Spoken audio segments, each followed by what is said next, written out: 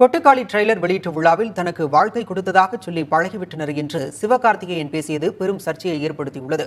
தனுஷ் குறித்துதான் சிவகார்த்திகேயன் பேசினாரா என சமூக வலைதளங்களில் பல்வேறு விமர்சனங்கள் எழுந்துள்ளன. சிவகார்த்திகேயனை இயக்குனர் பாண்டிராஜ் மெரினா படத்தில் நடிக்க ஒப்பந்தம் செய்தார். இந்த படத்தில் ஒப்பந்தமாகும் முன்பே தனுஷுடன் 3 படத்தில் நடிக்க சிவகார்த்திகேயன் ஒப்பந்தம் செய்யப்பட்டதாக தெரிகிறது. இந்த படத்தை தொடர்ந்து அவரது நடிப்பில் வெளியான மனம் கொத்தி பறவை, கேடி பில்லா, கில்லாடி ரங்கா போன்ற படங்கள் ரசிகர்கள் மத்தியில் நல்ல வரவேற்பை பெற்றது. இதையடுத்து தனுஷ் தயாரித்த எதிர்நீச்சல் படத்தில் நாயகனாக நடித்தார். இந்த படம் சிவகார்த்திகேயனின் சினிமா பயணத்தில் மறக்க முடியாத அளவிற்கு வெற்றியை பெற்றுக் கொடுத்தது.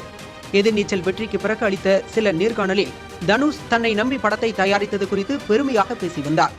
தொடர்ச்சியாக சிவகார்த்திகேயன் நடித்த படங்கள் வெற்றி பெற்று வந்தன. அதே அளவிற்கு அவர் படங்கள் தொடர்பான சர்ச்சைகள் எழுவதும் தொடர்கதையாக இருந்தது. இதற்கிடையில் தனுஷுடன் ஏற்பட்ட கருத்து மோதலால் இருவரும் பேசிக் கொள்வதில்லை என்று தகவல்கள் வெளியாகின.